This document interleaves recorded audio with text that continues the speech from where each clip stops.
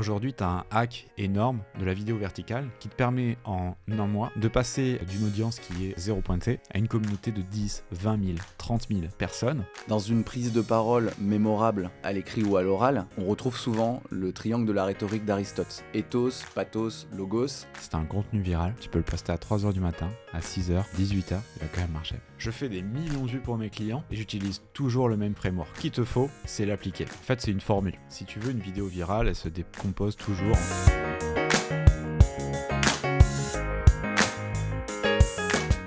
Clément, bienvenue. Merci Mathieu, merci de ton invitation. Ça me fait très plaisir d'être là. Trop cool de te recevoir ici. Pour ceux qui te connaissent pas, tu vas te présenter, mais tu es l'homme qui a percé le secret des vidéos qui font des millions de vues sur les réseaux sociaux.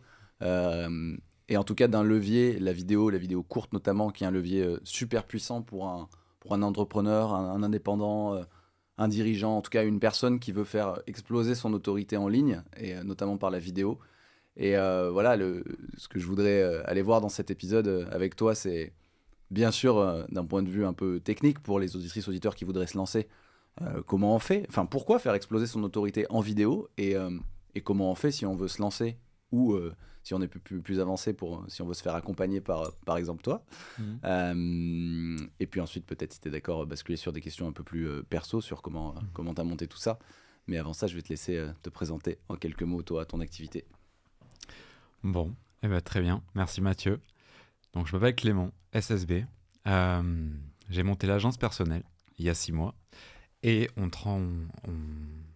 et ce qu'on fait, c'est qu'on transforme des experts en figures d'autorité. En gros, on prend des CEO, on prend des experts, on prend des gens qui ont plein de choses à dire, mais qui n'ont pas le temps de le faire. Et on les met face à une caméra. On extrait le savoir qu'ils ont. Ça, on sait très bien le faire. Et donc, ça donne des vidéos virales. Comme tu l'as dit, notre spécialité, c'est de faire des vidéos qui font 1 million de vues alors que le compte vient d'être créé, voire plus. C'est ouf. Et donc, on a percé ça. On a commencé avec la vidéo verticale. Et aujourd'hui, on se dirige vers une agence personal branding 360. Donc, à la fois du ghostwriting, de la gestion de réseaux sociaux, et puis toujours avec l'arme fatale, la vidéo verticale virale. Merci.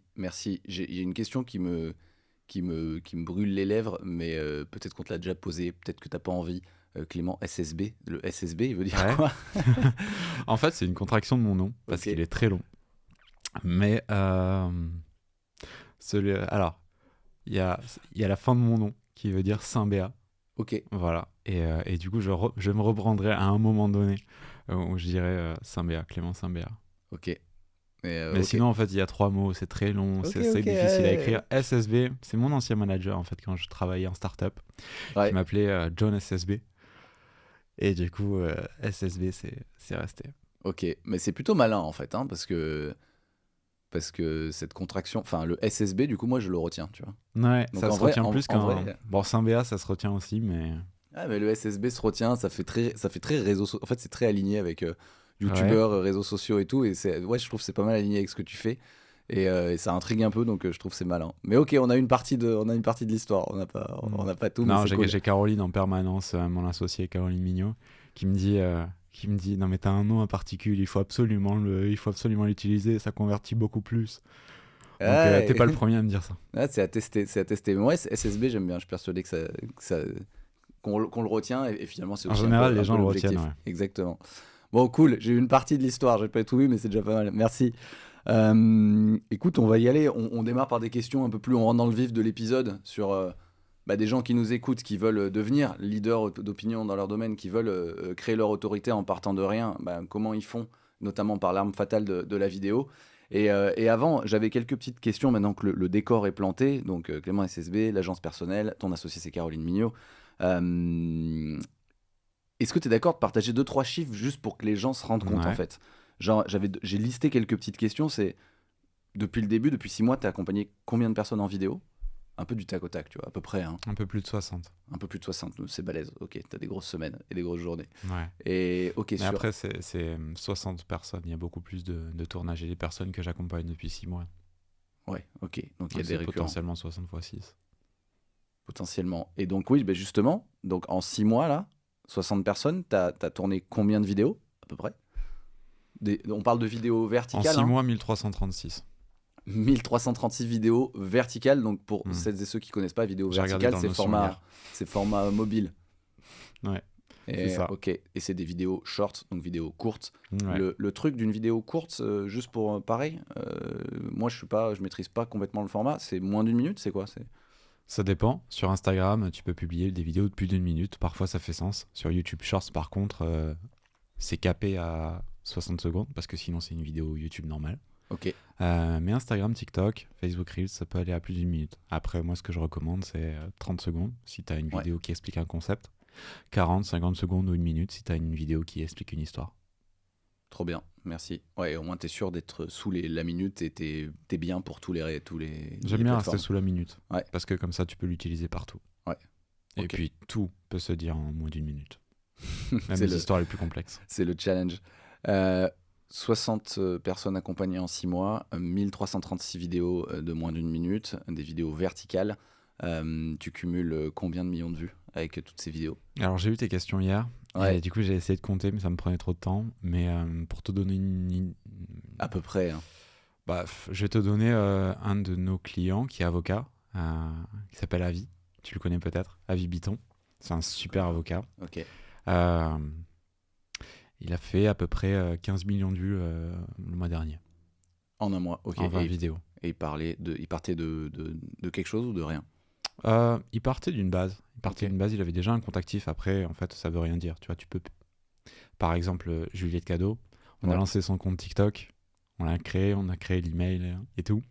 La première vidéo a fait 1 million de vues Ok. en Donc c'est 24 heures. possible. Ok. Ouais, t'as absolument pas besoin de communauté pour percer. Sur les réseaux. Ok, on reviendra réseau par réseau parce qu'il y a quand même des réseaux algorithmiques qui permettent de buzzer, peut-être plus que d'autres. T'as un effet snowball. Ouais. Quand on a reposté la vidéo, elle a fait 4 millions une fois qu'elle avait de la commu. Ok. Mais en fait, une vidéo virale, en fait, il y a quelque chose à comprendre avec les algorithmes aujourd'hui. Et c'est ça que beaucoup de gens ne comprennent pas. C'est qu'ils voient leur compte comme quelque chose d'assez holistique. Donc, je dois répondre aux commentaires, je dois faire des posts, etc. Mais en fait, une vidéo virale, ah oui, à quelle heure je dois poster? Ouais, ça peut faire. J'avais même pas ça dans mes questions. Mais tu vois, ça, c'est une question très récurrente. Ouais. En fait, si tu as un contenu viral, tu peux le poster à 3h du matin, à 6h, à 18h, il va quand même marcher. Ok. Il y a Et pas un truc s'il doit faire 1 million de vues, il le fera. Il y a pas un truc de. Tu postes un contenu français. Donc tu postes en France à 3h du matin, tout le monde est couché. Ouais, L'algo, non mais tu vois, tu sais, parfois on se dit, bah l'algo, il va vérifier pendant 1 heure ou 2 heures, est-ce que la vidéo marche ou marche pas. En fait, S'il le voit truc, qu'il n'y c'est a pas que ça, c'est que d'engagement, LinkedIn. Ouais, ça c'est que LinkedIn, ok. Les Sur autres, LinkedIn, c'est ça. Les autres, c'est un nombre de personnes. Ok. Donc en fait, si ta vidéo fonctionne, bah, elle fonctionnera. Ok. Et les questions, la suite des petites questions chiffres, si t'as pas, c'est pour donner des ordres de grandeur, hein, pas les chiffres exacts, mais du coup, c'est quoi ta vidéo qui a le mieux marché en termes de vues? C'était une vidéo que j'avais fait pour Caroline qui s'appelle La vidéo des gentils. Tu l'as certainement vu passer. J'ai vu passer. Et en fait, 11 millions de vues, bientôt 12. Et voilà. Ok. 11 millions de vues, 12 millions Cette de vues vidéo, sur elle une parle, vidéo. elle parle d'un souci qu'elle a parce que Caroline est profondément quelqu'un de gentil qui aide les autres. Le problème, c'est qu'elle se fait souvent abuser. Donc, elle explique ça, en fait, le fait que quand t'es gentil, t'as tendance à te faire... Tu donnes le bras, tu donnes la main et on te prend le bras. Et puis le jour où tu veux pas donner ton bras, on dit que t'es pas gentil. Ouais, ok. Oui, C'était mais quelque je chose l'avais d'assez vu. universel. Et en Oui. fait, tout le monde l'a vu. Ça parle à tout le monde.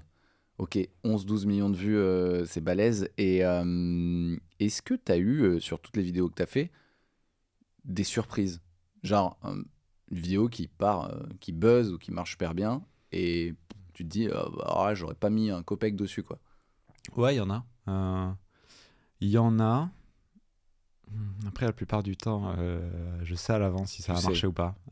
Ok. On en reviendra peut-être, mais en fait, c'est notre super pouvoir. C'est notre super pouvoir à l'agence, c'est qu'on sait déjà ce qui va marcher et du coup, on leur fait dire ce qui va marcher. Ok, ça va marcher. c'était en préparation de ma prochaine question. C'était un peu savoir s'il y a des patterns. En fait, tu vois, c'est là où je voulais parler du triangle d'Aristote. Tu vois, dans une prise de parole mémorable à l'écrit ou à l'oral, on retrouve souvent le triangle de la rhétorique d'Aristote. Donc, ethos, pathos, logos. Ethos, est-ce que l'orateur est crédible sur son sujet? Pathos, est-ce qu'il fait appel aux émotions ou à l'imaginaire, par exemple, par une histoire? Et logos, est-ce que son propos est clair et compréhensible par tout le monde? Et souvent, dans une prise de parole mémorable, écrite ou orale, on retrouve quand même un petit peu de ces 3 éléments. Et c'est ces 3 éléments qui permettent de capter le cerveau gauche, le cerveau droit de l'audience, tu vois. Et ma question, et c'était un peu à ça que je voulais en venir dans mes questions précédentes, c'est est-ce que toi, tu as noté un pattern qui fait qu'une vidéo part virale, qui fait qu'une vidéo marche? Est-ce que c'est un peu comme ça? Est-ce que c'est le triangle de la rhétorique d'Aristote ou rien à voir, tu vois? Alors Aristote a un point sur les réseaux sociaux, c'est le logos. Quelqu'un qui s'exprime pas clairement, ça va être très compliqué de le faire marcher. Par contre, il y a d'autres. Moi, j'ai une autre formule. Ok. C'est sujet fois timing, plus méthode fois charisme. Sujet, en fait, c'est une formule. Les sujets, la première, en fait, voilà. Si tu veux une vidéo virale, elle se décompose toujours en sujet fois timing, plus méthode fois charisme. La première partie de l'opération, de la formule, c'est le sujet. C'est de quoi on parle. Ça, c'est le plus important. Parce que tu peux faire la meilleure vidéo, être le meilleur orateur, avec les meilleurs frameworks et le meilleur montage. Si tu parles d'un sujet qui intéresse personne, personne ne regardera ta vidéo. Ok. Par contre, si tu parles du bon sujet, du sujet qui est vraiment qui brûle les lèvres de ta cible, donc un truc qu'elle n'a pas encore compris. Les gentils et les méchants. Ouais, pas forcément. le sujet chaud de ta cible, je sais pas. Tu vois, pour un avocat, ça peut être le harcèlement au travail. Tu vois, pour un avocat, je sais pas, t'en as plein dans les sphères féminines en ce moment. La problématique des enfants, en fait, je vois les sujets comme une carte du monde. Ok. Et t'as des zones chaudes et des zones froides. Tu vois. Ouais. Tu peux aller sur la bande de Gaza. Ouais. Même peu importe qui tu es, si tu vas là-dedans, tu sais que ça va être chaud. Tu sais qu'il va se passer des trucs. Tu vas en Norvège, tu sais qu'il va se passer moins de trucs. Au Canada, tu vois. Les sujets de vidéo, c'est pareil. Tu as des zones chaudes, tu as des zones froides. Mais c'est pas une carte en 2 dimensions. C'est une carte en 3 dimensions. Parce que, en plus du sujet, tu as la dimension timing. Ah, j'adore, on est mathématiques là, j'aime bien. En fait, tu parles à mon esprit scientifique. Tu as des zones chaudes. Et ces zones chaudes, elles ont des niveaux de hauteur. C'est-à-dire que si je parle par exemple du Black Friday, si je parle du Black Friday en plein mois d'août, c'est mort. C'est mort. Ouais. Si je parle du Black Friday le jour du Black Friday, c'est bien bingo. sûr. Ça part, voilà. En fait, il faut qu'il y ait une corrélation entre ton sujet et le moment où tu l'évoques. Ok. C'est pas obligatoire, c'est fois, tu vois, c'est pas excluant, tu vois. Si tu multiplies par 0, bon, ça change rien. Si. Du coup, si tu multiplies par 1, tu vois, ça change rien. Ouais, non, mais Black Friday fois août, on est Black Friday fois 0,1. Enfin, en fait, voilà, c'est ça. Ça annule l'effet, quoi. Aussi. C'est vrai, t'as raison. Je suis nul en maths. On pose des équations. Mais non, mais c'est trop bien. Ok, donc on est en 3D, quoi. Donc, t'as ça. Donc, un sujet. Donc, le sujet qui préoccupe ta cible au bon moment. Au bon moment, Voilà. Ou un sujet de société. Par exemple, en ce moment, il y a un truc énorme autour de congé ses œufs pour les femmes. Tu vois, c'est une vidéo qui a hyper bien marché. Le body positive, j'ai fait une vidéo là-dessus. Tu vois, j'avais un compte qui faisait 300 abonnés, il est passé à 3000 en 2 jours. Sur le body positif. Ouais. Ok. Voilà. Ça a eu son prix. Voilà. Tu t'es pris, les potes ont réagi. Ouais, on va dire ça. Et ensuite, ça c'est ta première partie de l'équation. Sujet fois timing. Plus méthode fois charisme. C'est-à-dire qu'il te faut suivre la bonne méthode. C'est-à-dire que tu suis les bons frameworks pour attirer l'attention. Il te faut une accroche. Il te faut dérouler ta vidéo avec des mots de liaison qui vont garder l'attention. Il te faut utiliser un framework qui te permet de retenir, de capter, retenir et de récompenser l'attention. Ouais. Et surtout, il te faut une bonne accroche en fait. Et derrière, il te faut un montage, quali, qui va avoir rien de superflu. Et puis derrière, là, t'as une bonne méthode, on va dire. Mais ta méthode, si tu n'as pas de charisme pour l'exécuter, c'est-à-dire que si tu parles comme ça, et je t'entends pas, et puis alors après, en plus, tu es stressé, donc tu parles super vite, comme ça, tu vois. Ou à défaut, si tu vas avoir un logos, justement, c'est là où je suis d'accord avec Aristote, si tu vas avoir un logos qui est absolument pas clair, on comprend rien, bon, ça s'arrange au montage, mais voilà. Bref, il te faut la bonne méthode et une voix à poser, une stature à prendre, c'est-à-dire parler lentement, de façon distincte, ou pas forcément. Mais le charisme, c'est ça pour toi, ça joue. C'est un facteur excluant. En fait, c'est intéressant que tu parles de ça parce que tu as accompagné 60 personnes. Il y a peut-être des personnes plus charismatiques que d'autres, au naturel, j'en sais rien. Ce que je mets derrière charisme. Mais toi, tu arrives à les rendre charismatiques en leur permettant d'ajuster quoi? Du coup, c'est la voix et le rythme, c'est ça que tu dis? Le débit de la voix, la posture et la respiration. Ok. C'est les 3 trucs. Du coup, voilà, je me concentre. Tu vas pas faire des vidéos comme ça, recroquevillées sur toi, comme ça. Et puis, j'ai une mauvaise posture, je crois. Ce qui est très important, voilà, c'est de placer tes mots, de placer ta voix. Et voilà, parfois je fais travailler des mecs sur la résonance de leur voix. Parfois je les fais travailler sur l'intonation, le rythme. Bref, c'est quelque chose sur lequel on travaille au long terme. C'est quasiment du média training. Et très rigolo. Juliette Cadeau, bref, plein de mes clients me racontent, au bout de quelques mois où on travaille ensemble, ils arrivent pour leur tournage, et ça s'est arrivé plusieurs fois, et ils me disent « Clément, maintenant, quand je raconte des histoires, mes potes, ils me disent que je raconte super bien des histoires. » Mais c'est génial. Voilà. Ok. Donc ça aide vraiment, et c'est vraiment quelque chose qui se coach, qui s'apprend, rien n'est inné.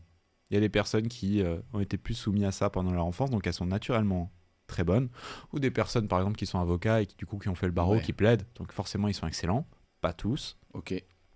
Mais c'est un facteur qui t'aide énormément. Tu vois, je pense que je me tiens mal là. Je suis trop.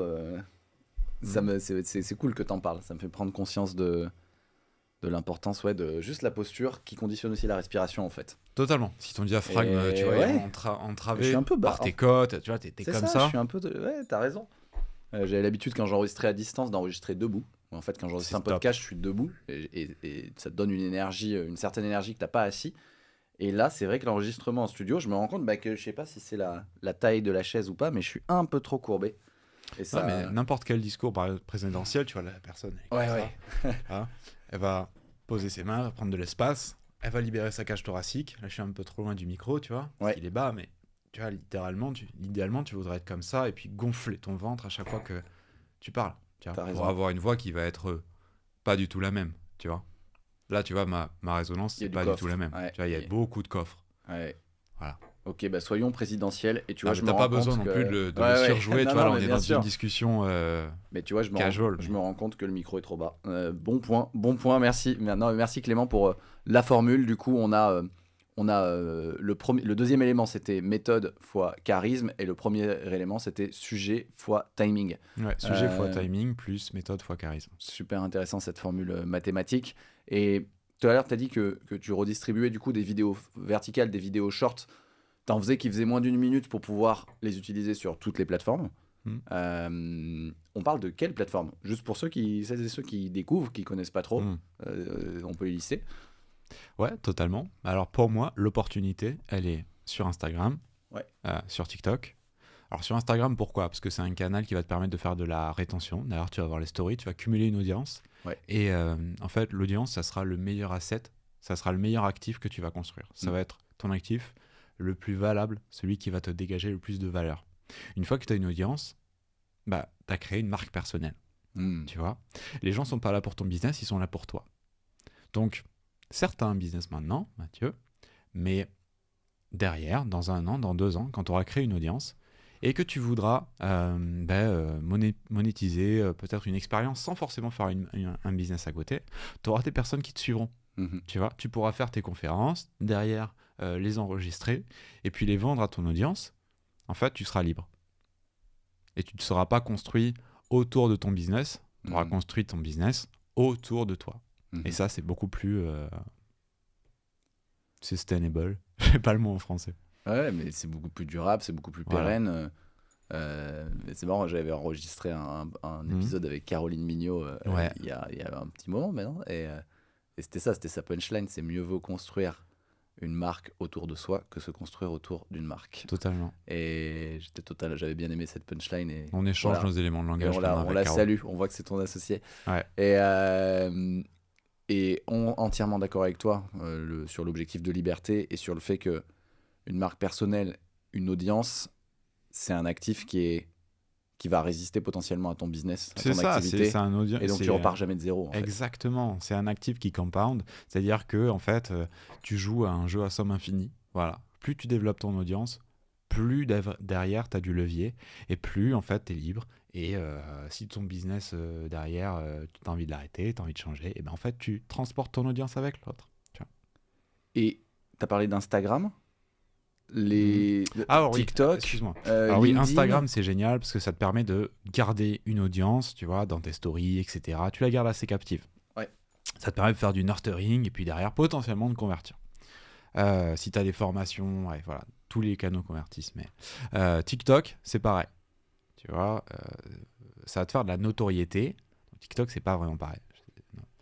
TikTok ça va te faire de la notoriété et potentiellement du lead.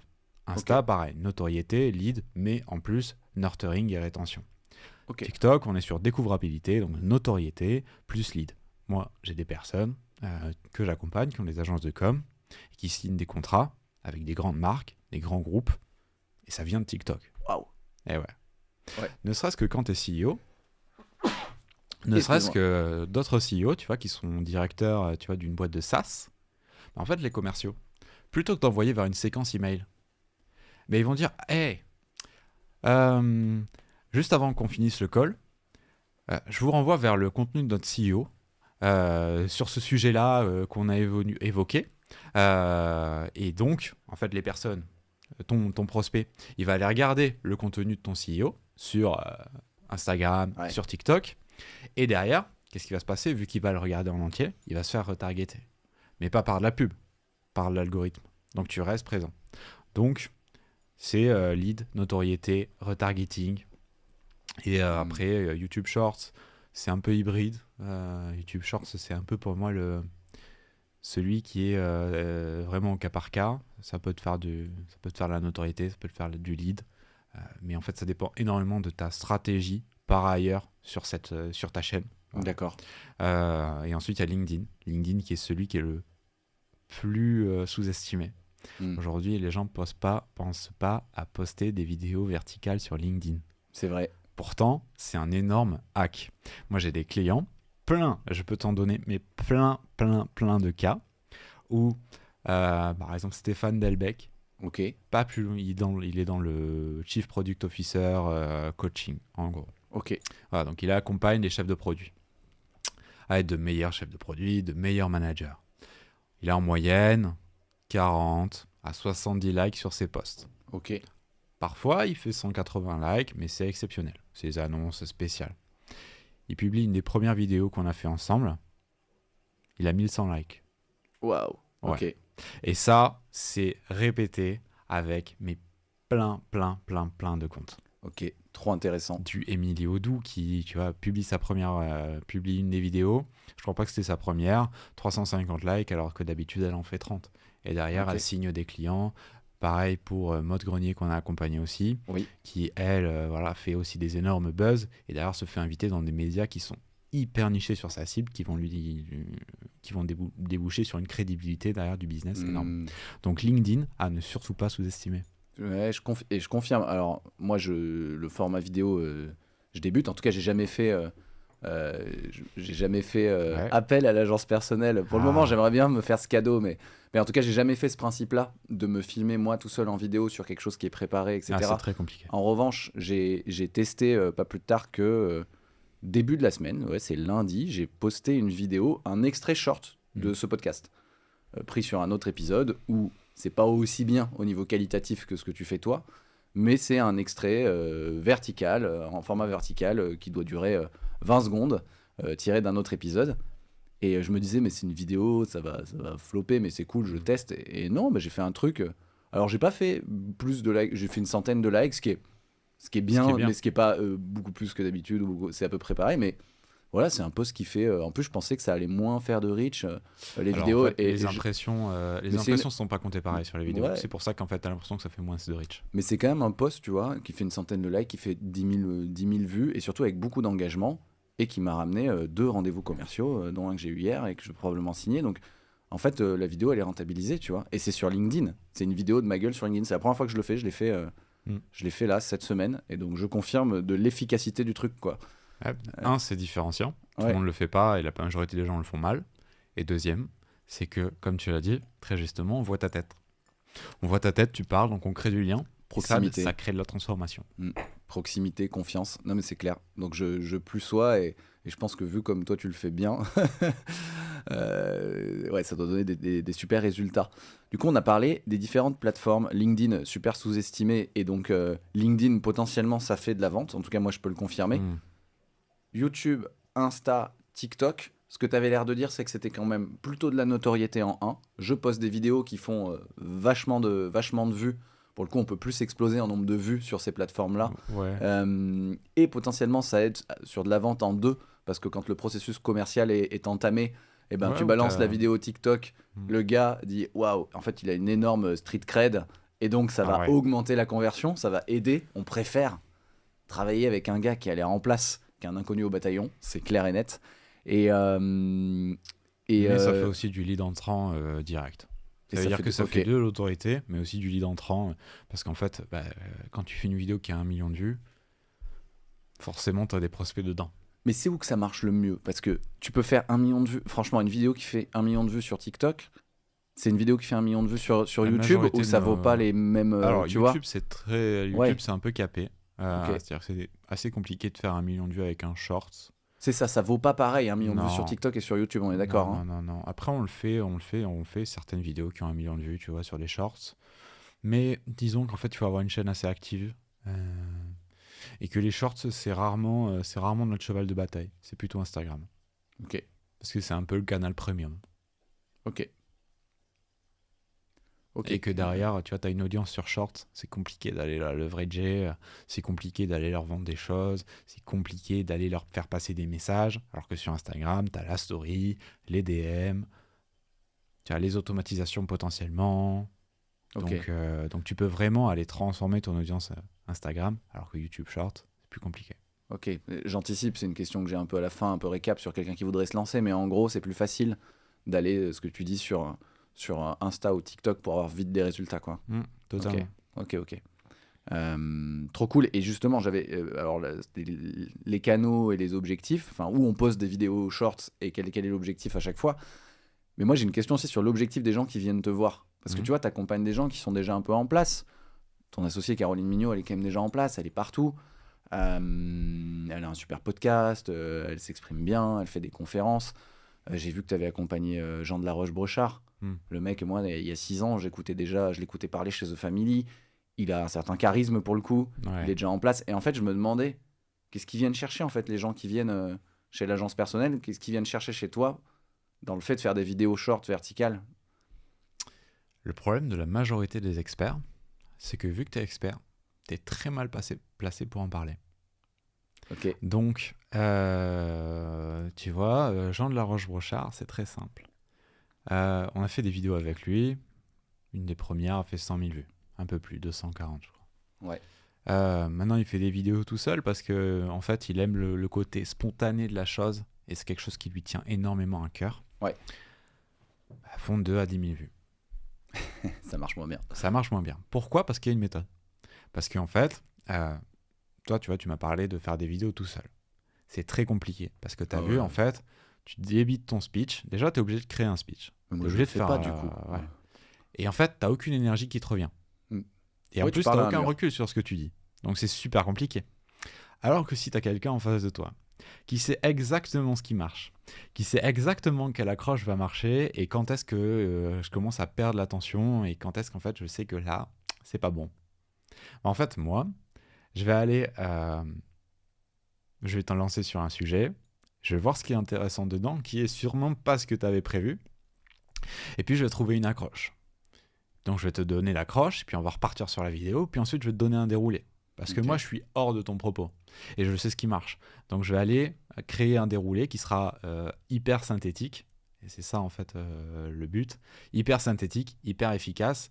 Et très souvent, en fait, en tournage, les gens me disent, j'ai l'impression qu'en fait, je sais pas parler de ce que je fais et t'en parles mieux que moi. Ok. Mais en fait, c'est normal. Ça va pas, c'est à chaque fois, et même moi, mes vidéos, je suis obligé de me faire coacher par quelqu'un parce que j'arrive pas tout seul. Mais en fait, tu es obligé de passer par quelqu'un d'autre qui va te coacher. Et si cette personne, et t'aider à avoir du recul surtout, et si cette personne sait déjà ce qui marche à l'avance sur les réseaux sociaux, c'est quelle accroche va marcher, Ouais. quand est-ce que tu vas perdre l'attention, comment est-ce que ça tu peux le dire d'une façon plus synthétique, et bingo. Bingo. C'est comme si tu jouais au loto avec les... et que tu avais déjà les chiffres gagnants, quoi. Ouais. Ok, très clair. Donc ils viennent chercher des gens qui savent bien s'exprimer, qui sont experts dans le truc, ils viennent chercher une efficacité, un ROI avec toi. Ils se disent, je vais me mettre 2-3 heures de mon temps et je suis c'est sûr ça. de taper dans le mille sur les bons sujets, de bien m'exprimer. Voilà, je vais rentabiliser mon temps. Ce sont des gens qui n'ont pas le temps. Mais au-delà de l'efficacité, c'est le pourquoi du pourquoi. C'est le pourquoi supérieur. C'est qu'est-ce qu'ils viennent chercher? Ouais, de la notoriété, de l'autorité. Autorité et revenu.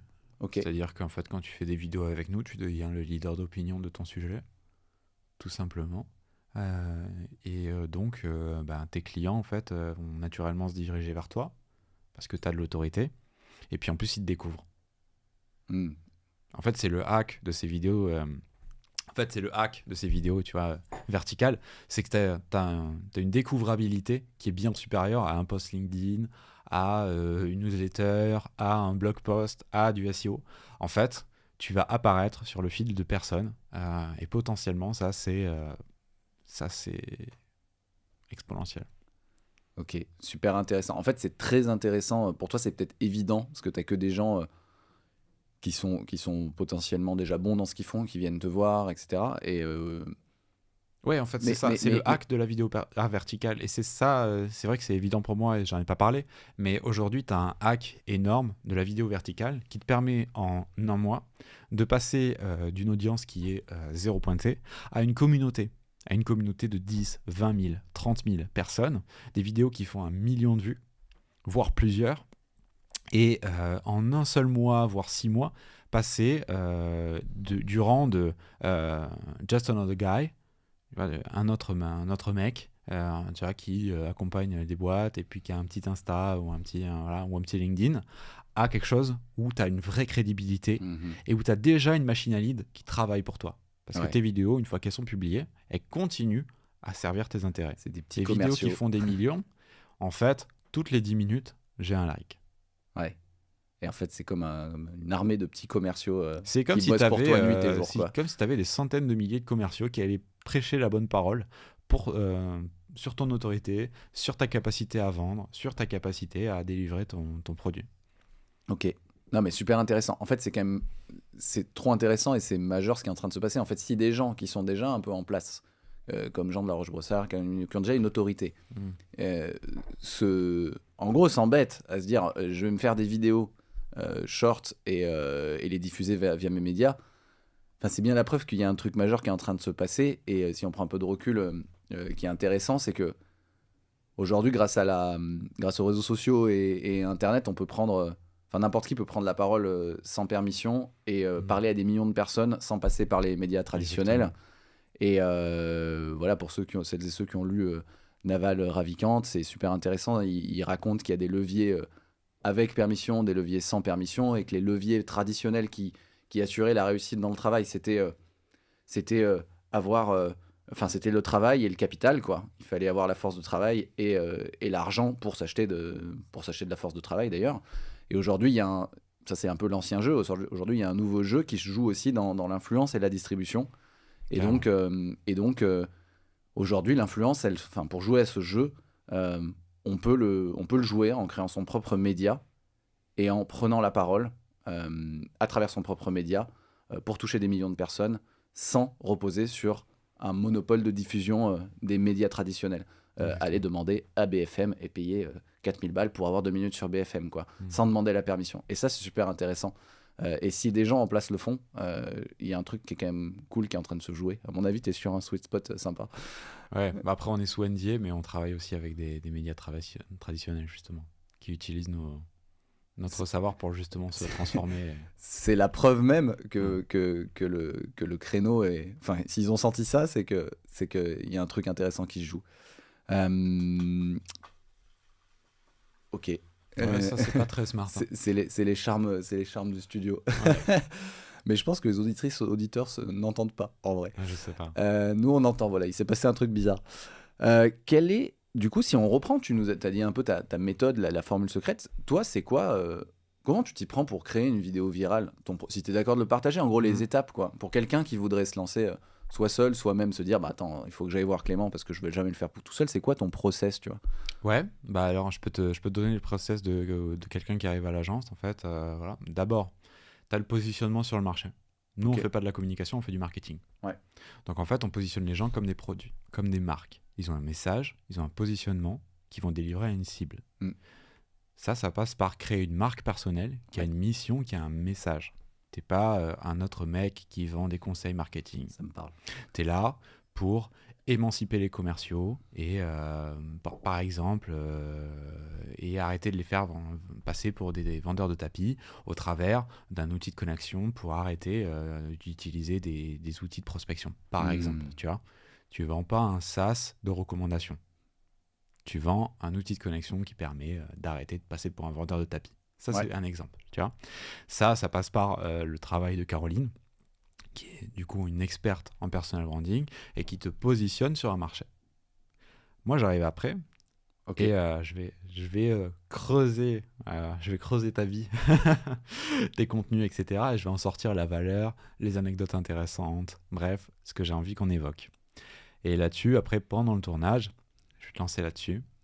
Et là vient le moment où on construit un Reels, on construit un Reels viral. Du coup, il nous faut le sujet. Ça, je l'ai cherché, je l'ai trouvé. Une fois que j'ai le sujet, il me faut l'articuler avec une accroche. C'est le plus important. On utilise un framework. Je l'ai appelé le framework R. Attention, intérêt, récompense. Attirer l'attention, susciter l'intérêt, récompenser l'intérêt. En tout cas, le visionnage. Ça commence par le A, c'est l'accroche. Tu vois, il faut que je te dise quelque chose qui va te faire arrêter de scroller. Ouais. Parce que sinon, ça, c'est le problème de la majorité des gens qui font du content sur les réseaux sociaux. Tu vois, ça, par exemple, c'est une mauvaise accroche. Parce que j'ai dit content et pas contenu.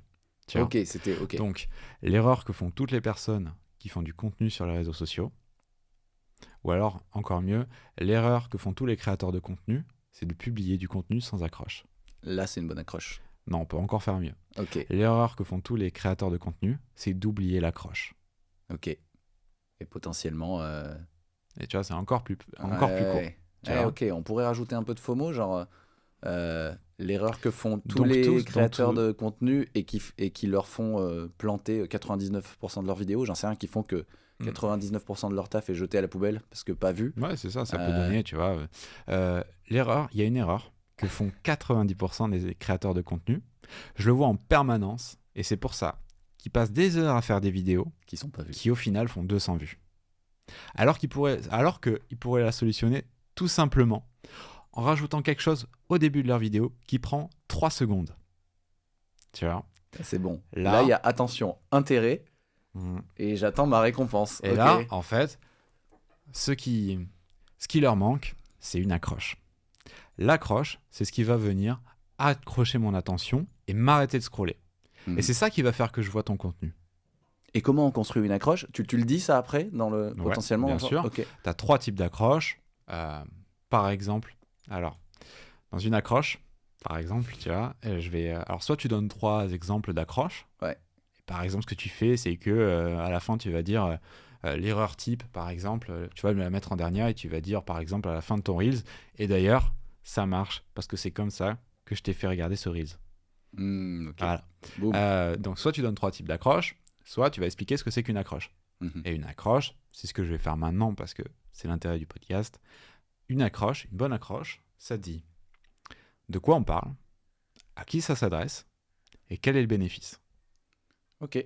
Qui, quoi, bénéfice. Qui, quoi, bénéfice. Si je comprends de quoi on parle et que ça m'intéresse, que ça s'adresse à moi, que ça va pas être un conseil général, mais que vraiment ça s'adresse aux créateurs de contenu. Oh, mais je crée du contenu moi. Et qu'en plus, le bénéfice, c'est que j'arrête de passer du temps à créer des vidéos qui font 200 vues et donc à perdre de l'argent. Ben là, je vais regarder. Mais il me manque encore quelque chose qui va vraiment faire que l'accroche est magnétique. Il me manque la crédibilité. Ouais. Qu'est-ce que, en gros, dans une accroche, tu veux augmenter plus je te fais confiance sur ta capacité à me délivrer ta promesse, plus je vais regarder la vidéo. Ça passe par plusieurs choses. Déjà, je suis devant toi, dans ton feed. Ça, c'est un premier élément de crédibilité. Deuxième, je peux avoir un super set. Ouais, quali. Voilà. Super ça, son, c'est super vidéo. Un deuxième élément de crédibilité. Mais ce qui va vraiment marcher, c'est si je te mets, juste après cette accroche, je fais des millions de vues pour mes clients et j'utilise toujours le même framework. Preuve sociale. Tout ce qu'il te faut, c'est l'appliquer. Preuve sociale. Et là, dans mon montage, je mets plein de vidéos qui ont fait 1 million de vues. Ok, très fort. Et là, tu sais que ça t'intéresse, que tu as un bénéfice, qu'on va parler pour des personnes comme toi, et qu'en plus, tu es sûr qu'à la fin de la vidéo, je vais vraiment te donner quelque chose qui va délivrer la promesse. Tu me fais confiance. Et là, tu as une accroche qui casse tout. Ok. Sauf que tu as mon attention. Mais mon intérêt, il est encore faible. Tu vois. J'attends de voir si tu vas délivrer ou pas. Tu vois, je suis un peu en attente. Donc là, il faut continuer ton Reels. Il faut essayer d'avoir quelque chose qui est le plus court possible, le plus concis, le plus efficace, et essayer de passer sur une histoire. Ton accroche est bien. Un début d'histoire peut servir d'accroche, si c'est un peu trash. Mais ce que je fais, et d'ailleurs, la plupart des vidéos qui marchent, c'est des histoires. Donc là, tu bascules en mode storytelling. On pourrait faire un podcast entier sur storytelling. C'est clair. C'est clair. Mais tu bascules. Donc voilà, tu expliques ton concept ou alors tu déroules ton histoire. Mais à la fin, donc, tu captes mon attention, tu suscites mon intérêt, tu le satisfais. Enfin, tu le satisfais pas encore. À la fin, tu vas me récompenser. C'est un peu comme tu vois, de l'éducation avec un renforcement positif. Si à chaque fois je regarde tes vidéos, j'en sors avec quelque chose que je peux appliquer demain. Une morale que je trouve cool. Ou alors une vision que j'avais pas forcément avant. La prochaine fois que je tombe sur tes vidéos, je les regarde. Bien sûr. Et ça, en fait, à l'échelle de 1 mois, 2 mois, ça fait que ton compte, il explose. Donc, la récompense, c'est le tips applicable que je peux mettre demain dans ma communication. C'est la conclusion. Bref, il ne faut jamais laisser sur la fin l'audience. Super intéressant. Merci pour les exemples. Mais justement, j'avais préparé. Alors, je sais pas si c'est possible de le faire pour toi là en live, mais pour montrer aux gens. L'idée, c'est pas de faire un truc parfait. Okay. C'est que j'avais préparé. Je te l'avais demandé un petit sujet pour savoir si tu étais d'accord sur tiens, j'arrive avec un sujet, j'ai envie d'en parler. Vas-y. Et un peu comment on fait pour construire le truc. Moi, je parle aussi de personal branding, je parle aussi de marketing. Et mon sujet, c'est ça, je l'ai listé. Tac. C'est qu'il y a un truc qui me rend ouf. Enfin, c'est vrai, hein, c'est un truc que je pense, quoi. Et donc, moi, je pense vraiment que l'authenticité, c'est un piège. Parce que souvent, je lis qu'il faut être authentique. T'as un papier, un crayon ? Ouais, bien sûr. Je travaille toujours avec une ardoise.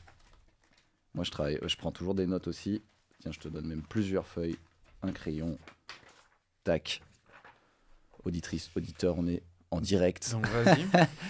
et pour le coup, je t'ai pas partagé ce dont j'allais parler. Hein. Pour ceux qui nous écoutent, il n'y a rien de préparé. Moi, il y a un truc qui m'en ouf. C'est l'authenticité, je pense que c'est un piège. Et souvent, je lis qu'il faut être authentique. Il y a une forme d'injonction à soyez authentique sur les réseaux sociaux, soyez extraordinaire. Et je trouve ça un peu ridicule. Pour moi, c'est une arnaque parce que ça pousse les gens à se définir par des éléments extérieurs qui nourrissent l'ego.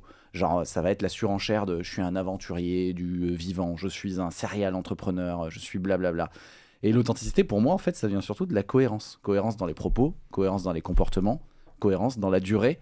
Et en fait, c'est de cette cohérence-là que naît l'authenticité. En fait, pour moi, c'est plutôt un résultat que quelque chose qu'il va falloir rechercher à tout prix dans comment je me définis, tu vois. Parce que ça pousse les gens, au final, à se définir par des termes très singuliers.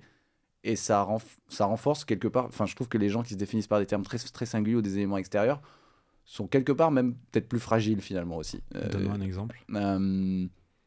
Tu te définis, tu dis simplement, je me définis par un serial entrepreneur, blablabla. Bla. Le jour où tu es dans un... Comme l'entrepreneuriat, c'est des hauts et des bas. Le jour où tu es dans une position où tu as planté ta boîte et en fait, c'est un moment où tu n'as rien, c'est quoi ton... Je vais donner 2 exemples. Il y a ça, t'es qui, en fait? Le jour où tu as planté ta boîte et tu es dans un moment très bas parce que tes investisseurs t'ont lâché, tes employés t'ont lâché, t'as plus rien, il va falloir que tu recommences, bah t'es qui? T'es zéro, quoi. Enfin, et c'est compliqué, je trouve, de se définir par des éléments que extérieurs. Je prends un exemple si tu te définis, t'es salarié, tu te définis que par ta boîte. Moi, j'ai bossé chez LVMH, par exemple. Je suis directeur du e-commerce chez LVMH. Tu construis toute ton identité là-dessus. Le jour où tu te fais dégager ou le jour où ça s'arrête, bah t'es qui, tu vois. Enfin, et je trouve que c'est... Il y a ce truc-là, je prends des exemples extrêmes, mais de se définir par des éléments extérieurs qui sont, à mon sens, un piège. Voilà, à mon sens, c'est plus... faut plus aller creuser à l'intérieur, en fait. Qui je suis, c'est quoi mes convictions et être cohérent avec. Comment, toi? C'est une bonne question. Oui, parce qu'il faut la récompense, du coup. Il faut la récompense. Moi, à mon sens, il faut pas... Enfin, il n'y a pas de... Il n'y a pas d'enjeu à se définir par des termes très compliqués, se définir de manière très très simple et partir de ses valeurs. Moi, je suis quelqu'un qui adore créer des relations et du contenu. Donc, ça fait pas mal d'années que je fais du growth, du marketing, de la vente en ligne. Je suis un transmetteur. J'aime bien démarrer les projets. J'adore les relations qualitatives. Le temps long, c'est pour ça que je fais du podcast, c'est pour ça que j'accompagne les gens. Et je pense que si je dois prendre un terme un peu extérieur, mais qui me définirait, c'est que aujourd'hui, je suis plus un artisan. D'ailleurs, mon défi dans ma boîte, c'est de passer d'artisan à entrepreneur, d'aller vers quelque chose de plus scalable. Mais voilà, je fais du marketing et je suis un artisan. Et enfin voilà, mon point sur... mais t'as raison, c'est super dur. Et on est obligé de trouver, juste petite question, c'est par exemple, je veux parler de l'injonction à l'authenticité, qui à mon sens est un piège parce qu'on pense que c'est un point de départ alors que je pense que c'est plutôt un résultat. Prendre la parole de manière cohérente dans les faits, dans les actes, sur le long terme. Est-ce qu'on est obligé de prendre un exemple personnel? Pas forcément. Ou est-ce qu'on va essayer de trouver mais du coup, ton point, c'est du coup l'authenticité, c'est un piège? Ouais, pour moi, c'est un piège. Ouais. L'injonction à l'authenticité. En fait, l'injonction à l'authenticité est un piège. Soit authentique, soit unique, pour moi, c'est un piège. Parce que tu es déjà unique, en fait. Ça se lit pas très bien avec ce que tu dis après. Ok. Mais en fait, c'est plutôt ce que tu dis, c'est que ce que tu dis, c'est qu'à chaque fois que tu rencontres quelqu'un, il se définit par son job. Et il se définit par le statut qu'il a. Ouais. Donc, le problème avec ça, sauf que le problème avec ça, c'est que lorsque ce statut, il le perd, en fait, il a plus rien pour se définir. Et il devient personne. Et c'est pour ça. Donc, c'est pour ça que des gens tombent en dépression quand ils perdent leur boîte, Quand les entrepreneurs perdent leur boîte, ils partent en dépression. Parce que d'un coup, ils sont plus ils sont plus le CEO d'une scale-up. Ils sont plus le CEO de la dernière start-up à la mode. Non. En fait, ils sont juste un autre type qui a vendu sa boîte. Et donc, tout ce qu'ils avaient construit, leur identité, ça part, ça se vanish, merde. Ouais, ça s'effondre. Ça s'effondre, ouais, voilà. Ok, comme un château de cartes. Je parle anglais la moitié du temps. On est ok. Compliqué. Donc, tout ce qu'ils avaient construit, toute leur identité, elle s'effondre d'un coup parce qu'ils l'avaient attachée aux mauvaises choses. Ok. Ce qu'il faut, c'est le contraire. C'est qu'il faut que tu te définisses par ce que tu es. Et donc, ce que tu fais, ça en découle. Ouais. Non, excuse-moi, c'est l'inverse. Donc, il faut que tu te définisses par ce que tu fais. Et donc, ce que tu es, ça découle de tes actions. Donc t'es plus le DRH de tel scale-up. T'es un mec qui adore les relations humaines et qui aide les autres à trouver leur place et progresser. Voilà. Là, c'était hyper long, tu vois. Ouais. Mais tu vois, si on y passe 5 minutes, je vais arriver à te le faire dire en 5 phrases. Par exemple, tu vois, là, je vais te dire plutôt, donc tu vas m'inventer une histoire. Et en fait, j'étais dans un dîner. Ouais. J'étais dans un dîner et il y a un mec qui arrêtait, par exemple, alors attends, c'est un tout petit peu plus long que... Le problème, c'est que quand je dois tout inventer, c'est un peu plus long. Mais donc, j'étais dans un dîner et il y avait un mec qui se la pétait de ouf. Donc, il disait, ouais, moi, je suis le DRH, de 40 000 LVMH, personnes dans mes équipes. Voilà, j'ai 40 000 personnes dans mes équipes. Voilà, bref, à chaque fois que je voulais parler, il m'en laissait pas placer une. Et il monopolisait la parole de tout le monde. Ouais. Voilà. Donc, impossible. Ce dîner, c'était vraiment une horreur. Je le recroise. Donc 6 mois après, je suis dans un événement. Je suis à la Founders Night. Pas du tout. Et le mec pas est du là. tout. Je suis dans un événement au ministère. Je croise ce mec. Mais je le reconnais pas du tout. Il dit pas un mot. Je vais le saluer. Mais il me dit pas un mot. Il me laisse me présenter. Je comprends pas ce qui se passe. Et il a l'air super triste. Donc, je lui demande comment ça se passe chez LVMH. Je m'attendais à ce qu'il m'en parle directement. Mais bon, je suis étonné. Et là, il me dit... alors en fait il y a eu une restructuration et voilà, je suis en changement de poste. Bref, plus du tout la même posture. J'ai l'impression que le mec est en dépression. Mais ça, c'est normal parce que la plupart des gens se définissent par ce qu'ils sont. Merde, pardon. Par ce qu'ils font. Ouais. Et donc, dès qu'ils perdent leur poste, ils perdent leur statut, de suite, ils sont plus rien. Ils perdent leur si tu bases ton identité sur ton titre, en fait. Si tu bases ton ta identité boîte, sur ton job title et ton statut dans une boîte, le jour où cette boîte elle décide de te virer, c'est fini. Et tu pars en dépression. Ce qu'il faut faire, c'est baser son identité sur ce que tu es. Et tes actions, elles en découlent. Donc t'es pas le DRH de LVMH. Yes. T'es un passionné d'humain qui passe ses journées à mettre les gens à leur place avec les bons moyens.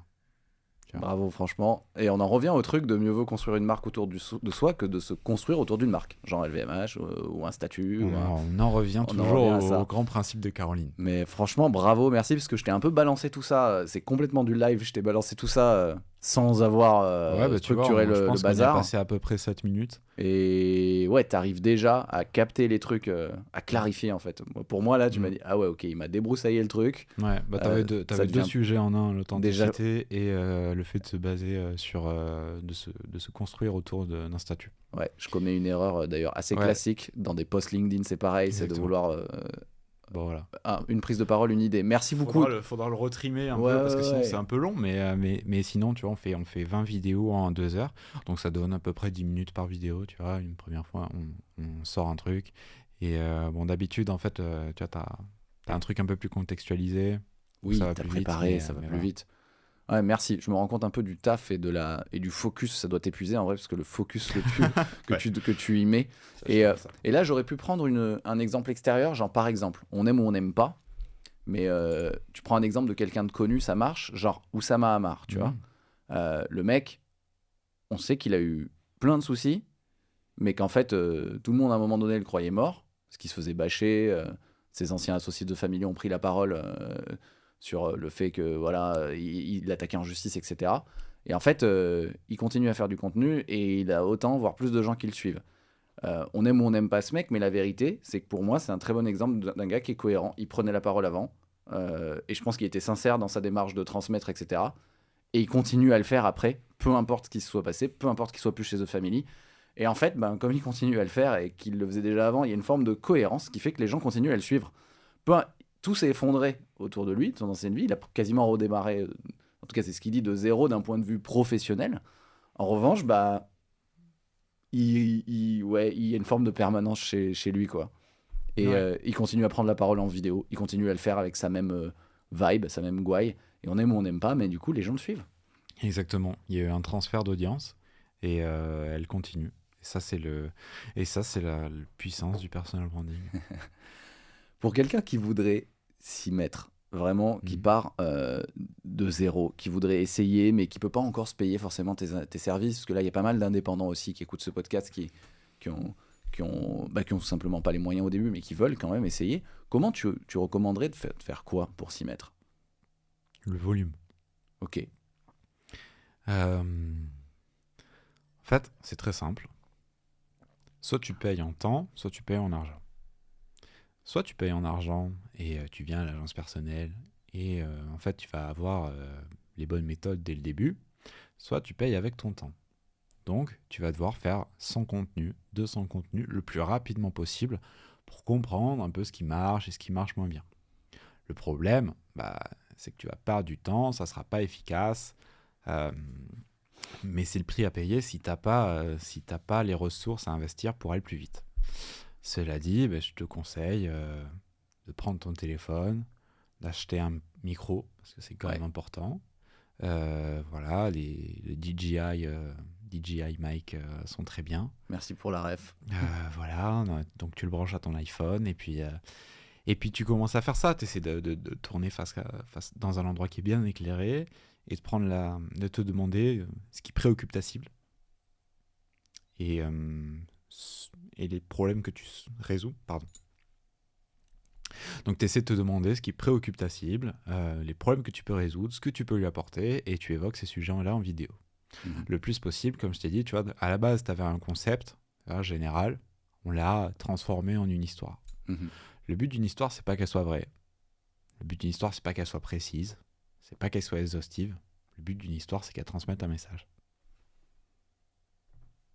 Tac. J'avais perdu la vidéo, mais tout va bien.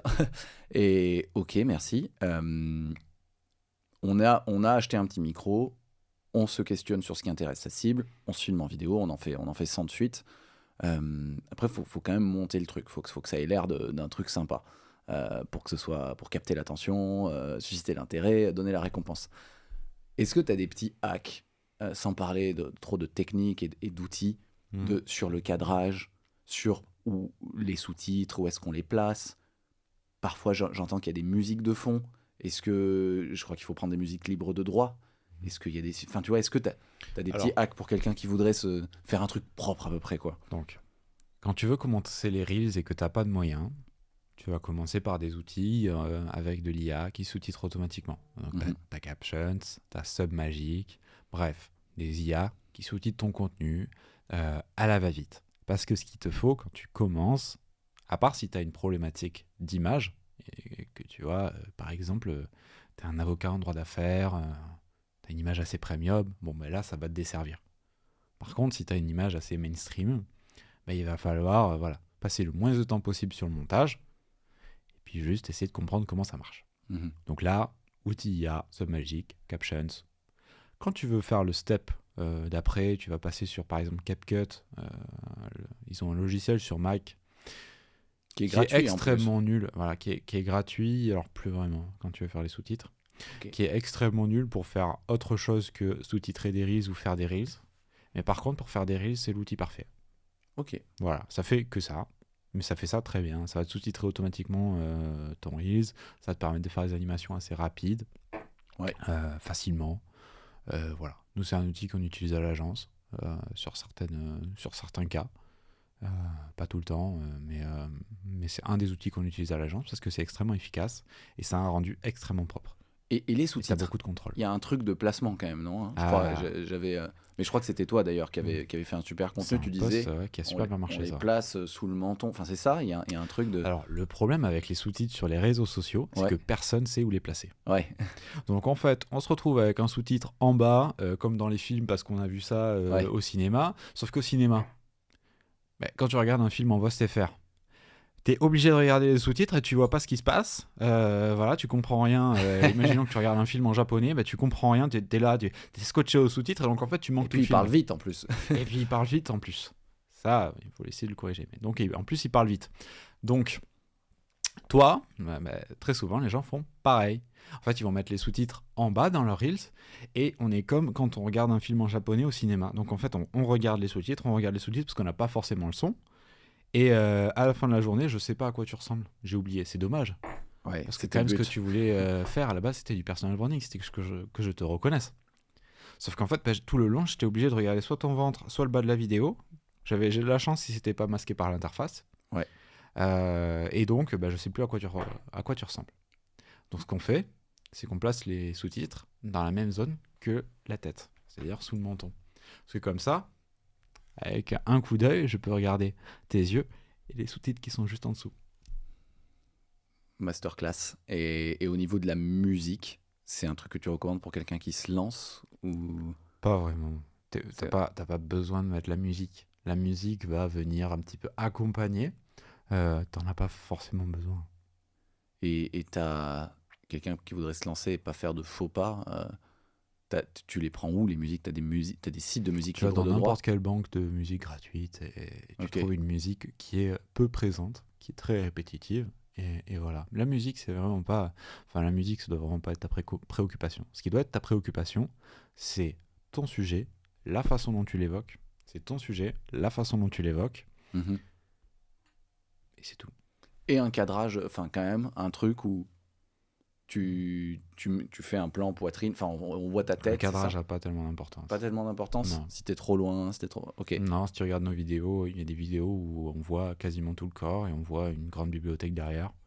Parce que comme ça, il y a plus de choses à l'écran, c'est plus intéressant. Ok. Si on voit que ta tête, au bout d'un moment, on se lasse un peu, quoi. Et on regarde, alors truc aussi, parce que j'ai déjà testé un peu, et je trouve ça super dur, on regarde l'objectif, on regarde la caméra, ou c'est ok de regarder ailleurs. Parce que ça, pour quiconque a déjà tourné une vidéo, c'est super chaud en vrai.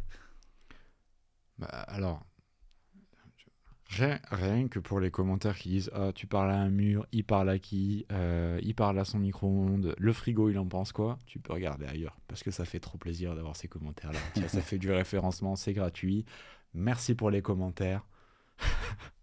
Donc, la vraie raison derrière ça, c'est que, à moins que tu sois un acteur, à moins que tu sois un conférencier chevronné, c'est assez compliqué de parler à une caméra comme ça. Une caméra, ça n'a pas d'émotion. Une caméra, il n'y a pas d'yeux, il n'y a pas d'œil. Ouais. Tu vois, la caméra, elle ne me renvoie pas une énergie là. Alors que si je te regarde toi, je vois tes réactions. Donc si tu as la possibilité de parler à quelqu'un, un collègue, etc., c'est beaucoup mieux. Tu vois, on a une énergie là. Tu serais épuisé si jamais t'avais parlé jusqu'ici, tu vois, tout seul. Ah ouais, le trou noir d'énergie, quoi. Là, tu me renvoies de l'énergie, c'est clair. Alors que là... Non, mais trop cool, ok. Merci pour le point, parce que c'est un truc... j'ai déjà essayé de faire de la vidéo avant, j'en ai fait même avant quand j'étais directeur marketing chez Iconoclast, et à chaque fois, ce truc de se dire, attends, est-ce que je regarde la caméra? Et si je regarde la caméra, en fait, c'est super chelou, je déteste ça, parce que j'oublie, tu regardes un truc, un objet, quoi, c'est chelou. Pour toi, c'est évident, mais pour des gens qui se lancent, c'est une vraie question, tu vois. Et ok, ouais, on va basculer sur des questions un peu plus perso, si t'es d'accord. Une sur ton business, ça fait 6 mois l'agence personnelle. T'en as un peu parlé tout à l'heure. Jusque-là, t'as fait vraiment ton super pouvoir, c'est de faire des vidéos verticales qui cartonnent. C'est quoi ton ambition avec l'agence personnelle? Ce que tu veux, si tu veux chiffrer ou pas. Enfin, quelle est ton ambition pour 2024? Alors, mon ambition, ma vision, c'est que demain, on signe tous les deux, Mathieu. Tu vois, tu m'envoies un devis signé. Je te renvoie un visuel, tu vois, où il y a ta tête dessus. Et il y a le logo agence personnelle. Tu publies ça sur LinkedIn. Et tous tes concurrents, ils arrêtent LinkedIn. Ils arrêtent les réseaux. Ils se disent, bon, tant pis. Tant pis. Il n'y aura plus de business. Donc on arrête. Mon but, c'est que quand tu dises je rentre à l'agence personnelle, tu vois, quand tu as sélectionné, bon ça c'est déjà le cas, tu vois, on a un peu trop de demandes par rapport à ce qu'on peut traiter, donc on sélectionne. Mon but, c'est que quand tu rentres à l'agence personnelle, tout le monde sache que dans 3 mois, tu es partout et que ce sera impossible de lutter contre toi. Donc ça, on va le faire grâce à la vidéo, grâce aux relations presse, tu vois, notamment dans des podcasts. Voilà, on commence à tisser des liens pour avoir une offre où tu vois, on va te placer dans des podcasts, etc. On va être en fait ton agent, ça on le fait déjà. Du ghostwriting, ce qu'on fait déjà aussi, des posts écrits, des carousels. Bref, en fait, on va gérer ton personal branding 360. Et c'est déjà ce qu'on opère en fait sur différents clients. Et en fait, on va faire une offre qui va être, tu vois, centralisée 360 et qui va te propulser au rang de rockstar en très peu de temps. Ce qui est déjà le cas, mais vraiment encore plus. Et je veux que vraiment, quand tu publies cette photo, qu'on t'envoie cette espèce de petit badge, tes concurrents, ils savent que c'est fini. Eh merde, putain, c'est mort. Ouais. Et voilà, et après, on a déjà un CA absurde sur la première année, ce qui est top. Mais pour moi, c'est pas le but premier. Je m'amuse plus à véhiculer des messages et à en fait faire des rencontres géniales, parce que c'est fabuleux de faire ces tournages, d'être face à des gens qui pensent pas forcément comme toi, mais d'être obligé de les comprendre. Donc ça te fait pas mal grandir. Et voilà, je pense que développer cette boîte, les relations qui vont avec et les messages qu'on fait transmettre, c'est ça qui m'éclate. Après, les chiffres sont absurdes aussi, ils sont top, mais c'est pas le but premier. Ben, revenons sur ton histoire un peu. Qu'est-ce qui t'a amené à faire ça? Tu viens de Toulouse, mais voilà, on peut peut-être en parler. Bah, carrément. En fait, je viens de Toulouse. Et pas du tout d'accent d'ailleurs, mec. Là, j'ai l'accent ou pas? Ouais, il a été effacé à Paris, non. quoi. Non, j'avais pas beaucoup l'accent de base. Donc, je venais de Toulouse, je sortais d'école, et puis le problème, c'est que je voulais toujours être entrepreneur. Je savais que j'allais être entrepreneur, mais j'ai jamais eu, on va dire, le cran de me lancer. Donc, j'ai toujours choisi la voie un peu par défaut. J'ai fait mon alternance dans une boîte, c'était trop génial. J'étais responsable marketing, je m'occupais des sales, je générais mes leads, je les closais. Bref, je m'éclatais. Donc, après mes études, j'ai continué dans cette boîte. On a évolué et c'était génial. Je m'éclatais avec ce team. J'avais des super bons résultats et c'était trop bien. Sauf qu'un jour, ma boss, on va dire, ma CEO, arrive dans le bureau un matin, mais elle s'assied pas. Donc, donc je comprends pas trop. Et puis elle finit par ouvrir la bouche et nous dire quasiment en pleurant qu'elle en pouvait plus et qu'elle arrêtait la boîte. Ah ouais. Donc à ce moment-là, j'ai le monde qui s'écroule sur moi. Tout mon monde s'écroule parce que je me dis qu'en fait je verrai plus ces gens fabuleux et je m'éclaterai plus tous les jours à faire ce job que je kiffais, en plus dans un environnement que je kiffais. Donc je verse une larme et je suis hyper triste, mais je me sens hyper coupable parce que je suis aussi hyper content. Parce que je me dis, en fait, je vais enfin devoir faire ce que je dois vraiment faire. Donc je commence à lister plein de choses que je voulais faire. Le projet prend plein de... Je fais une newsletter, un JT télévisé sur le marketing. Ça marche pas trop. Sauf que ça marche pas trop. Mais je finis par avoir une idée avec mon meilleur ami Arthur, qui a une société, un studio vidéo à Toulouse. On finit par se dire, vas-y, on va faire un podcast vidéo. C'était il y a 2 ans. Sur le marketing. Donc je commence à inviter mes anciens collègues dans un canapé avec un verre de vin et on parle marketing. Sauf que ça marche pas du tout. J'ai 400 vues maximum sur mes meilleurs épisodes, personne l'écoute. Par contre, je fais des vidéos sur les réseaux sociaux. Ouais. Je prends les moments du podcast et je les cut, je les mets sur TikTok. Ouais. Et le lendemain, je vois si ça a marché ou pas.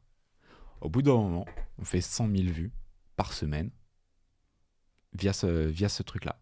Okay. Donc, les gens que j'invite, tu vois, je commence à inviter.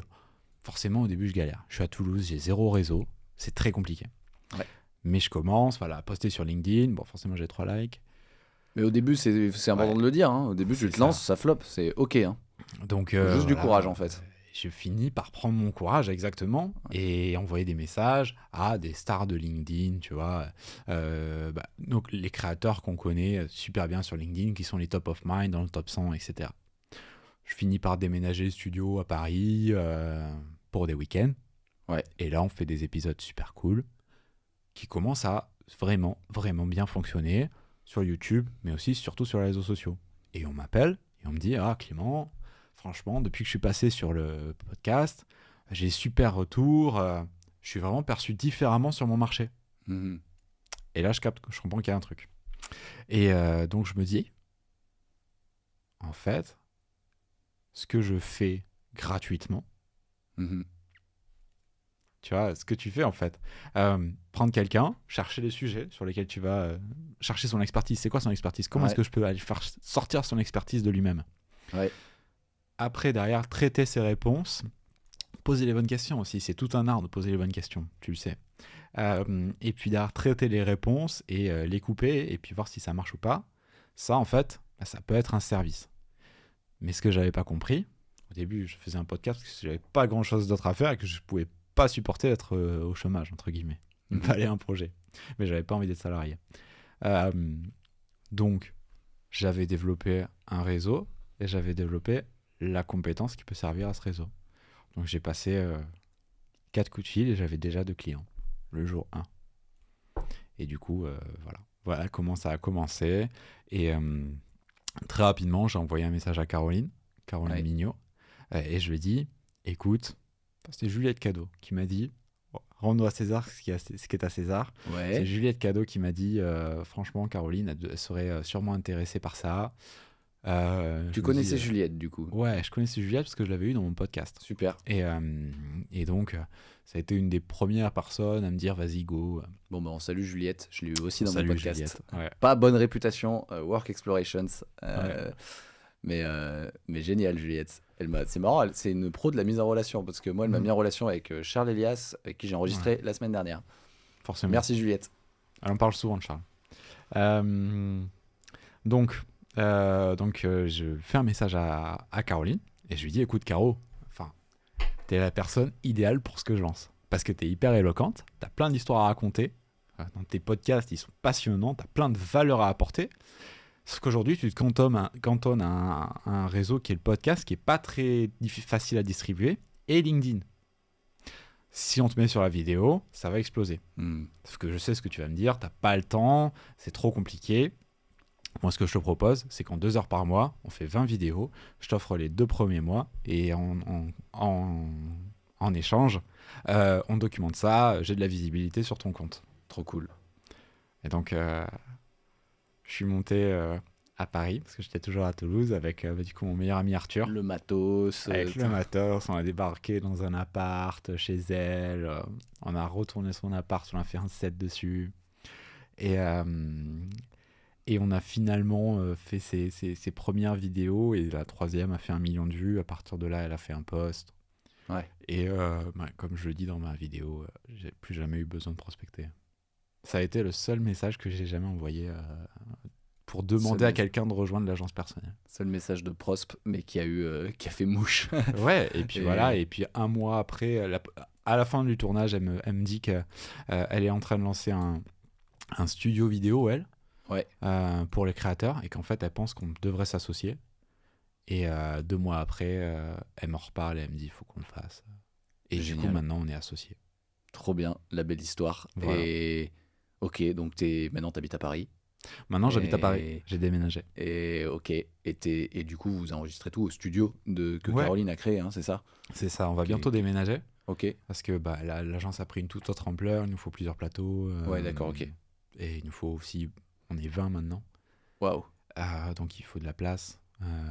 Ouais, là maintenant, ok. Donc derrière toutes ces. Nous, on voit que les vidéos short, sympa. Donc là, vous êtes 20 à bosser dessus. C'est qui? Il y a que toi qui poses les questions? Ouais, pour l'instant, ça changera. Le but, c'est ce savoir-là. Le but, c'est de le transmettre pour que, en fait, on puisse accompagner plus de personnes, qu'on puisse véhiculer plus de messages. Et je me rends compte qu'on arrive à changer la société. Tu vois, que nos vidéos, elles sont vues dans le métro. Ouais. Tu vois, parfois, j'ai quelqu'un qui m'a envoyé un message et qui m'a dit j'étais dans le métro et j'ai vu les vidéos que tu as faites de Caroline, tu vois. C'est cool. Donc en fait, on arrive à avoir un message très très large en faisant des dizaines et des dizaines de millions de vues par mois. Et donc en fait, on arrive à véhiculer des messages et plus il y a de plus on tourne de vidéos, plus on peut véhiculer des messages. Et c'est ça qui me passionne. Ouais. Voilà. Qu'est-ce qui te fait le plus peur du coup aujourd'hui? Est-ce que tu avais peut-être peur en te lançant? Tu disais, bah, courage quoi, j'ai pas de réseau, j'habite à Toulouse, faut que j'aille contacter des gens qui sont en place, les filmer, ok, on peut imaginer que tu disais, putain, faut s'accrocher. Mais aujourd'hui, tu me dis, les chiffres sont ridicules, vous êtes en pleine expansion, c'est trop cool, il y a plein de signaux, qu'est-ce qui te fait peur? Bah, alors, c'est ça qui est génial quand tu fais mon taf, c'est que tu te prends en permanence des claques. Et du coup, c'était une peur que j'avais. Et en fait, pendant le tournage, elle est partie. C'était la peur que ça s'arrête. Tu vois, la peur de manquer, la peur de se dire, oh là là, mais imagine que ça s'arrête demain. Mais qu'est-ce que je vais faire oh là là, j'aurai plus d'argent, etc. Tu vois. Mais en fait, cette peur, elle est partie. Parce que je me suis dit, parce qu'en fait, bah, c'est une peur qui est complètement fictive. Et en fait, bah, si demain ça s'arrête, pour X raisons, en fait, je retrouverai toujours quelque chose à faire après. La compétence, les business, ça se monte, mais les compétences, ça se garde. Ouais. Donc, en fait, je pourrais toujours médiatraîner des gens, etc. Donc, c'est plus une peur qui m'anime. Et puis, de toute façon, c'était quelque chose d'absolument fictif. Ok, donc t'as plus peur, quoi. Non, je pense que... non, je pense que, en fait... ouais, c'est une belle vie. Ok, ok. Ah, c'est cool de sortir aussi le nez du guidon et de se dire, ok, gratitude pour tout ce qui se passe. Peut-être Ouais. que c'est aussi cool de se dire, ça peut s'arrêter, mais en fait, tout ce qui s'est passé, c'est trop cool. Et donc, même si ça s'arrête, je continuerai sur autre chose. Ouais, tu peux Et, continuer sur autre chose. Mais en fait, ça, c'est une peur qui anime beaucoup de personnes. Bah moi, En fait. moi, je l'ai, hein. Enfin, Mm. clairement. Je kiffe ma vie en ce moment, j'aimerais que ça continue. Et ouais, forcément, la peur que ça s'arrête, ou parfois la peur que ça, moi, Moi, je suis encore solo et j'ai l'ambition d'être plus, de passer tu vois, un peu d'artisan à entrepreneur, c'est-à-dire un peu, pas juste monétiser mon temps et faire en sorte que tout ne repose pas sur le fait que je sois en forme au jour d'aujourd'hui Ouais. et que si je tombe malade, je puisse avoir un business qui continue. Et parfois, il y a la peur un peu que ça me dépasse, tiens, et si j'avance, et si j'ai de plus en plus de clients, comment je vais gérer, tu vois. Il y a aussi, moi, parfois, il y a la peur que ça s'arrête, mais il y a aussi la peur de, merde, si ça marche trop bien, est-ce que je vais assurer, quoi? Qu'est-ce qui se passe si t'assures pas? Bah, je pense que c'est des peurs complètement irrationnelles, parce que la vérité, si je regarde derrière, c'est que à chaque fois que je passe un step, j'assure quand même, tu vois. Je pense que c'est le syndrome de l'imposteur que beaucoup de gens ont. Mais ok, trop intéressant. Et tu kiffes ce que tu fais, mais est-ce qu'il y a c'est quoi qui te saoule le plus dans ce que tu fais aujourd'hui? Forcément des trucs qui te saoulent. Alors, au début, j'étais pas bon en relation client, tu vois.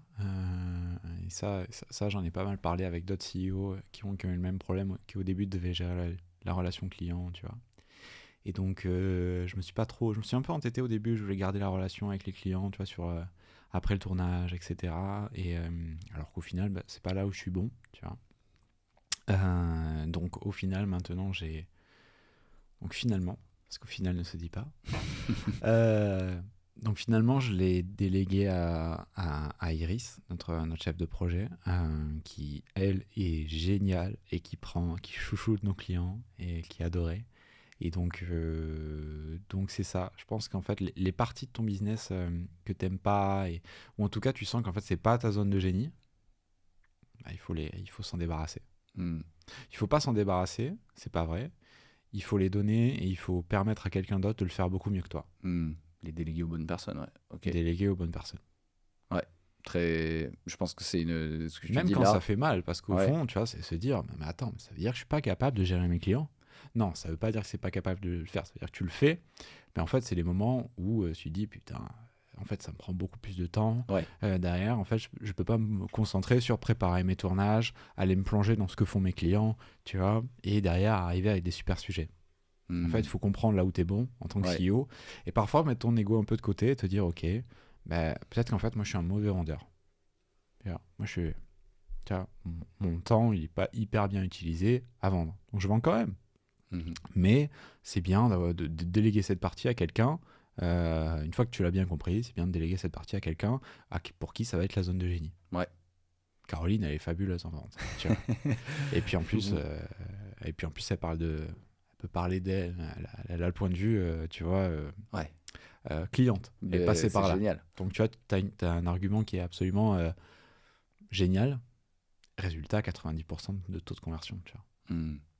Ah, c'est trop important ce que tu dis. C'est même parfois quand on est, je pense aussi aux indépendants, parfois le moment, l'acceptation de je vais déléguer une partie potentiellement à un autre freelance, etc. Ça va me coûter un peu d'argent. C'est le moment qui permet de passer une étape dans le business. Que du coup, ok, je prends un risque, je vais payer peut-être quelqu'un qui fait une partie de mon business, la compta, d'autres choses. Et du coup, je vais me focus sur le truc dans lequel je suis bon. Et ok, cet investissement sera rentabilisé. Ouais. Et tu ferais quoi si tu devais recommencer de zéro aujourd'hui? Je délèguerais beaucoup plus vite, beaucoup Ok. plus. Et jusqu'à très tard, je publiais moi-même les vidéos tous les jours. Ok, c'est toi qui étais sur On toutes les avait, plateformes. ouais. Donc je passais jusqu'à 4, 5, allez, 3, 4 mois. Je publiais tous les soirs. Je crois qu'on avait 3, 4 ou 5 comptes, je sais plus, mais je publiais tous les soirs. Tu vois, j'avais 1 heure où je passais mon temps à publier, tu vois, à aller sur Waouh. TikTok, à aller sur Insta. Et je me souviens, j'étais dans un Airbnb où la connexion était absolument nulle. Donc j'étais obligé d'aller marcher, faire 1 heure de marche pour publier toutes mes vidéos. Parce que si Oh j'ai là là. publié depuis l'endroit où j'étais, bah, c'était 1 minute de chargement pour chaque vidéo. Sauf que c'était 20 vidéos en tout et ça prenait beaucoup de temps. 20 vidéos, ouais, faire 20 posts, ça prend vachement de temps. Oui, en plus, le temps d'upload Ouais. était très long. Donc voilà, ce que je ferais, c'est déléguer, m'entourer très tôt parce que tu joues le long terme. Ouais. Parce qu'en fait, ton but, c'est pas d'être hyper rentable jour 1 et de tirer une rémunération incroyable jour 1. Parce que sinon, en fait, tu joues à un jeu à somme finie, tu joues en fait le court terme, et donc en fait, tu vas te cramer très rapidement, tu vas faire des choix, tu vas prendre des personnes à l'intérieur de ta boîte que tu sais sont pas les bonnes, que tu sais que dans 10 ans, tu n'auras pas envie qu'ils soient là, sauf qu'en fait, tu fais des choix de court terme, tu prends des profils, on va dire, relais, c'est-à-dire qu'en fait, normalement, ils seraient là pour faire le taf le temps que tu trouves une autre personne qui va vraiment fitter ton entreprise. Sauf qu'en fait, si tu joues le court terme, bah, tu gardes ces personnes relais et tu te retrouves 2 ans après. C'est eux qui ont le savoir de ton entreprise, c'est Ouais. eux qui connaissent les clients. Et en fait, tu as accumulé tellement de dettes managériales.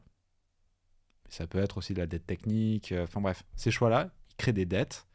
Et plus le temps avance, plus cette dette est énorme, et plus elle est compliquée à solutionner. Donc, je m'entourerai dès le début des bonnes personnes. Je ferai des choix, tu vois, hire fast, fire faster. C'est pas vrai. C'est hire slow, fire faster. Mhm. Tu vois. Faut vraiment que tu fasses attention à qui tu mets dans ton entreprise. En tout cas, moi, je fais attention. Merci pour la réponse honnête. Pour te libérer à l'heure, on arrive sur les dernières petites questions. J'avais des questions hasard. Je me souviens même plus Allez. des questions. Et d'ailleurs, j'espère qu'il n'y en a pas une que j'ai déjà posée. Bah, donne-moi simplement un numéro entre 1 et 3.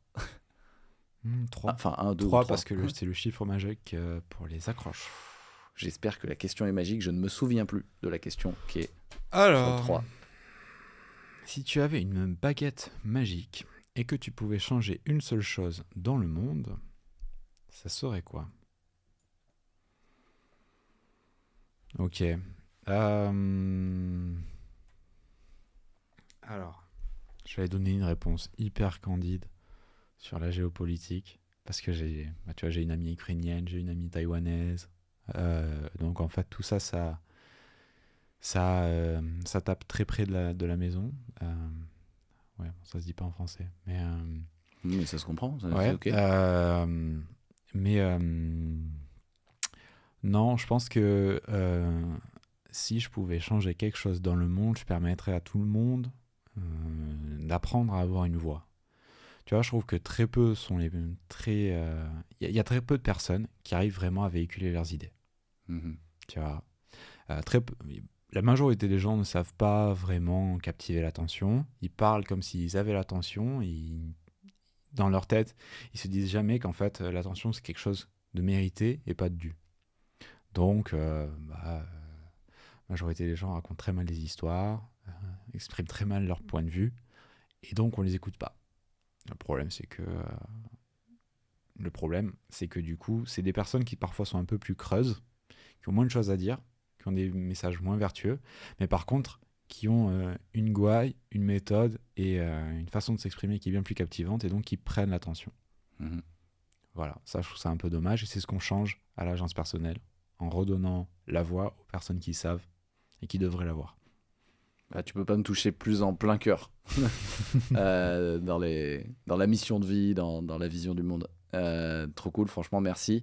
Avant-dernière question. Ici, on adore les passes décisives presque autant que marquer des buts.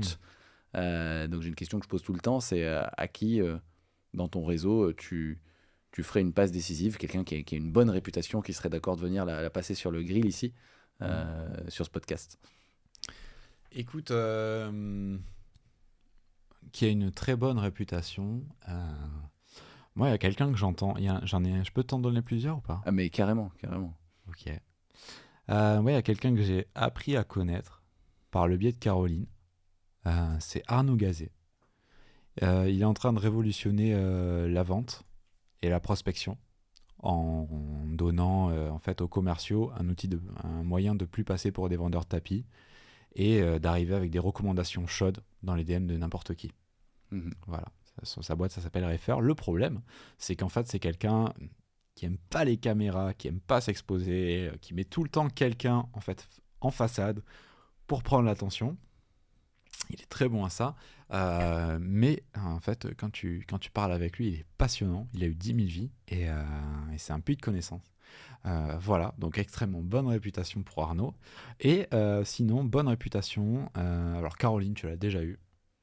Ouais, mais ouais. Voilà. Caroline, on la connaît. Caroline a une super réputation. Ouais. Et sinon. Mais la passe décisive est complètement reçue. Mais voilà. Alors, en termes de bonne réputation, tu vois, Caroline, ce serait incroyable que tu l'aies. Et aussi, et dans un tout autre registre, quelqu'un dont le génie, c'est de créer des relations, de créer du réseau et d'être une personne ressource. C'est un CEO d'une boîte de courtage en assurance et en crédit. Donc, tu vois, très loin de notre monde, mais qui en fait ça. Est connecté de partout. Parce qu'il a un génie, c'est vraiment de créer du réseau. Et d'être une personne ressource, le mec habite à Toulouse. Et il connaît tout Toulouse. Il est dans tous les clubs d'affaires et il est le numéro 1. Et il est le numéro 1 dans tous ces clubs d'affaires où il est. Tu vois. Ok. Il s'appelle Laurent Vacher. Et il est passionnant. Merci beaucoup. C'est cool. J'aimerais bien effectivement sortir de... Bon, mon réseau, il est sur LinkedIn. Ouais. C'est intéressant d'avoir des gens qui sont un peu moins dans mon réseau proche de LinkedIn et qui ont construit des réputations sur d'autres réseaux, sur d'autres biais, dans d'autres univers. Et donc, merci beaucoup pour toutes les passes décisives et également pour la dernière, parce que je ne le connais pas. Et trop intéressant. C'est quelqu'un qui pareil, comme Arnaud, est un peu moins exposé que Caroline, qui est absolument partout. Mais qui a aussi un talent pour créer des connexions. Ils se ressemblent un peu les deux. Générosité dans les passes décisives, merci beaucoup. Quel est le meilleur moyen de te suivre ou de te joindre ou de t'envoyer un message gentil? LinkedIn, Clément SSB, ou Instagram, Clément SSB, avec des backstage et des reels qui ne manqueront pas d'arriver. Merci beaucoup Clément. Merci Mathieu, merci beaucoup pour ton accueil, c'était super cool cet échange.